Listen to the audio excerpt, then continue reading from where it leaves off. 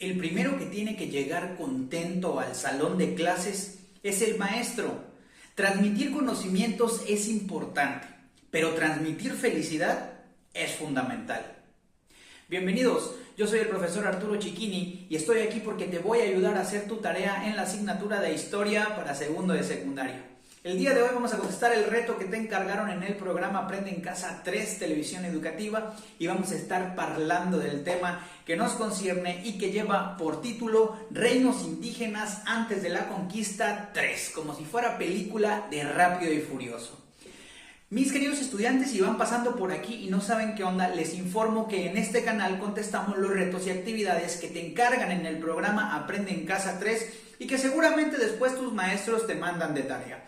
Así que si tienes dudas, no sabes cómo hacer las actividades y quieres entregar tu tarea de una manera oportuna y contundente y al mismo tiempo aprender, en este momento suscríbete a mi canal, regálame un like y enciende la campanita de notificaciones. Vamos a iniciar con la clase de hoy diciendo que el aprendizaje esperado pues es ya que vayamos conociendo los grupos y señoríos indígenas que habitaban el actual territorio mexicano cuando llegaron los españoles, joder. Entonces vamos a ver. La clase de hoy, mis queridos estudiantes, hace énfasis en identificar los señoríos en Guerrero y la expansión mexica hasta el Océano Pacífico. Además, reconocer los señoríos de los tlaxcaltecas y los acontecimientos entre los mayas durante este periodo. Vamos por partes, mis queridos estudiantes. Para contextualizar un poco la clase, quiero decirles que, bueno, todos sabemos que en el posclásico tardío, cuando llegaron los españoles, los que tenían el control de lo que es México actualmente, en aquel tiempo Mesoamérica, pues eran los mexicas o también conocidos como los aztecas. Los aztecas eran los meros petateros y de alguna manera tenían sometidos a los pueblos o culturas que estaban a su alrededor. En la clase de hoy vamos a ver pues otras culturas que eran sometidos por los aztecas o por lo menos intentaron someterlos, pero algunos se resistieron con valentía y con gallardía. Vamos por partes. Fíjense bien que en el programa Aprende en Casa, al principio les hicieron unas preguntas. Así que si tu maestro te las encargó de tarea, pues este es el momento para tener tu libreta a la mano e ir anotando las respuestas sugeridas. Al final en la clase te encargaron un reto relacionado pues al mismo tema. Entonces vamos contestando la tarea y al mismo tiempo vamos explicando para darle velocidad y que pues este tema de la clase de historia no te quite tanto tiempo, mi querido estudiante, porque eso es lo más importante. Entonces, primero te preguntaron, favor de anotar si es que esta es tu tarea. ¿Cómo se expresó la guerra en la vida cotidiana de los mexicas? ¿Cómo se expresó la guerra en la vida cotidiana de los mexicas? Como respuesta sugerida puedes anotar. Primeramente, la guerra era un ritual que descansaba en principios religiosos para ellos, ya que ellos pensaban que la sangre de los sacrificados ayudaba a mantener la vida en general, es decir, el orden del universo. Entonces, por eso hacían las guerras. Por otro lado, el propósito de la guerra no era tanto el dominio territorial, sino la recaudación de tributo. Eran dominios políticos y comerciales. Los mexicas eran muy inteligentes, no querían apoderarse de todo, querían apoderarse de la recaudación tributaria, es decir, ya sea en especie o productos o servicios o lo que ellos ocuparan para desarrollarse y consolidarse como la civilización más poderosa. Muy bien, ya explicamos la pregunta 1. Pregunta número 2. ¿Cómo influyó la guerra en la economía mexica? ¿Cómo influyó la guerra en la economía mexica? Puedes anotar como respuesta que la guerra los ayudó a consolidar el poder que tenían en Mesoamérica, tanto el poder político como el poder económico, a través de las redes comerciales y la recaudación, repito, del tributo. El tributo no es otra cosa que los impuestos que se cobraban en aquella época. Fíjense que cuando les cobraban los impuestos o los tributos, primero mandaban un mensajero. Entonces les decían por las buenas, oye, pues mira, te queremos pedir un favorcito, que nos des todo lo que tienes durante toda tu perra vida.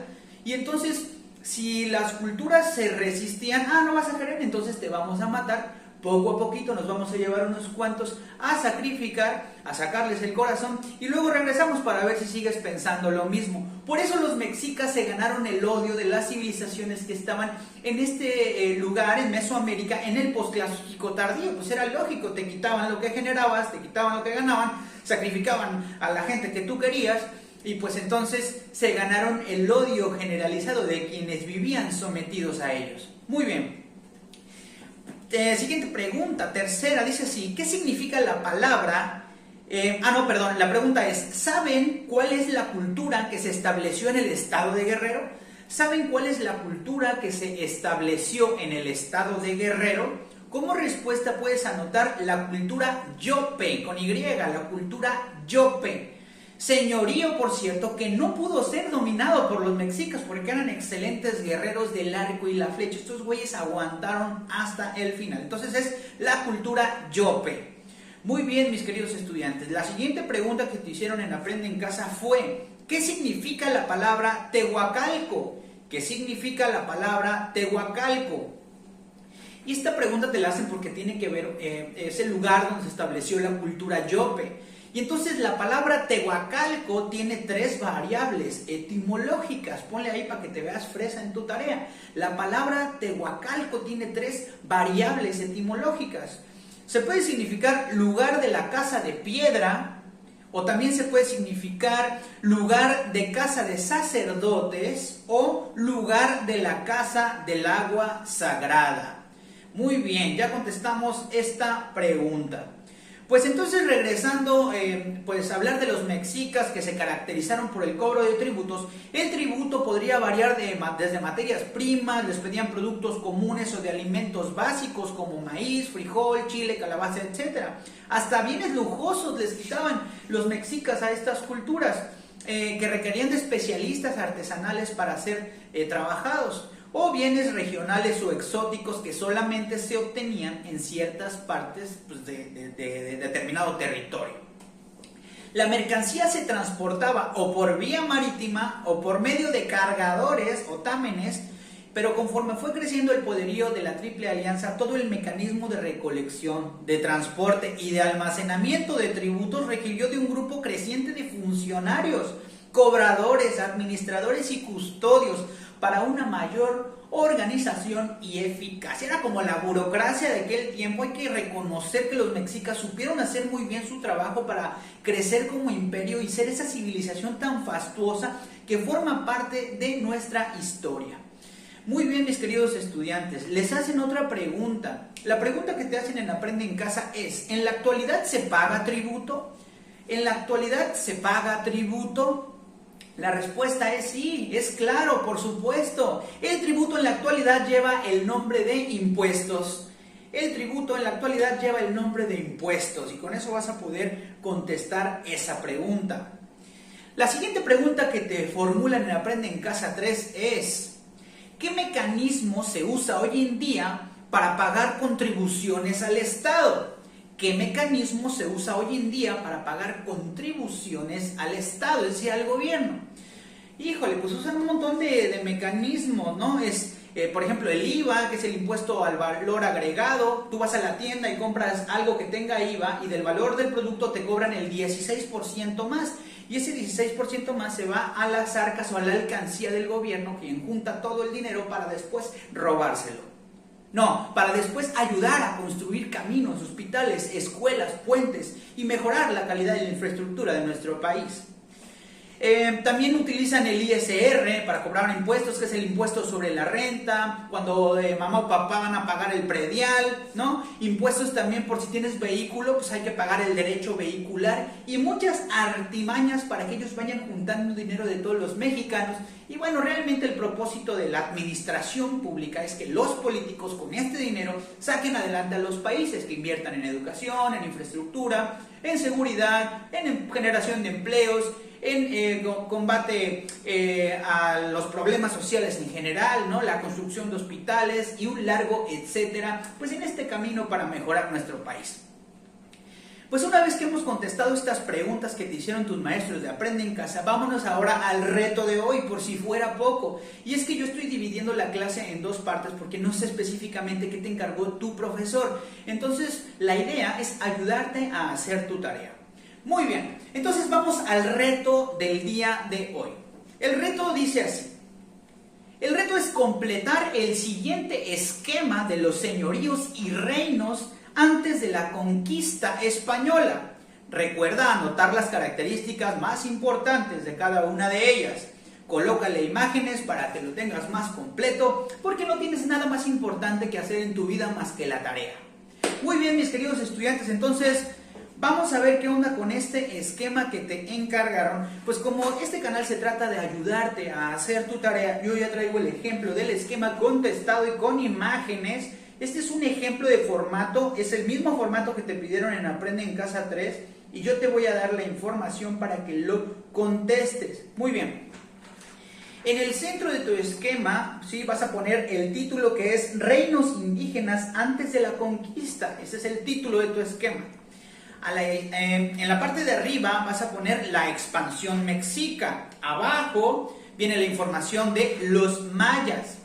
A la izquierda o a la derecha, dependiendo de cómo lo estés viendo, vas a poner los tlaxcaltecas y del otro lado los yopes. Los yopes de Tehuacalco, Guerrero. Los yopes de Tehuacalco, Guerrero. Entonces es la información de los mexicas y de tres civilizaciones o culturas que fueron dominadas o intentaron ser dominadas por los mexicas. Ahora, vamos a ver qué información debe contener tu esquema. Entonces ponte bien trucha, mi querido estudiante, para anotar la siguiente información. Entonces dijimos que el título es Reinos indígenas antes de la conquista. Bien, en la parte de arriba, en el círculo de arriba le vas a poner expansión mexica, dos puntos y seguido. Y lo que puedes anotar es lo siguiente. Los mexicas fueron el último pueblo mesoamericano que formó una rica y compleja tradición religiosa, política, cosmológica, astronómica, filosófica y artística, aprendida y desarrollada por los pueblos de Mesoamérica a lo largo de muchos siglos. Sometieron a las culturas de su alrededor por medio de la guerra, imponiéndoles el pago de tributos. Muy bien, eso es lo que tienes que poner en la parte de expansión mexica. Bien, en la parte derecha o en cualquiera de los lados vas a anotar los yopes de Tehuacalco, Guerrero. Los yopes con Y de Tehuacalco, Guerrero. ¿Qué puedes poner ahí? Vas a anotar pueblo indígena que habitó en el actual estado de Guerrero. Pueblo indígena que habitó en el actual estado de Guerrero. Tenían reputación de excelentes guerreros. Por eso se ha de llamar guerrero. Eran especialistas en el arco y la flecha, y esto es muy importante, nunca pudieron ser sometidos por los mexicas.